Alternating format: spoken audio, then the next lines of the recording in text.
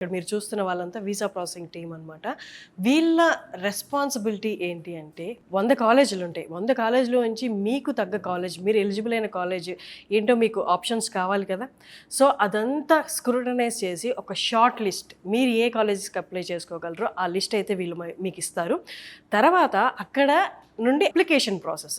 So short list దగ్గర నుండి application, మీరు ఏ కాలేజ్కి అప్లై చేయాలో, ఎలా అప్లై చేయాలో దగ్గరుండి వీళ్ళు చెప్తారు.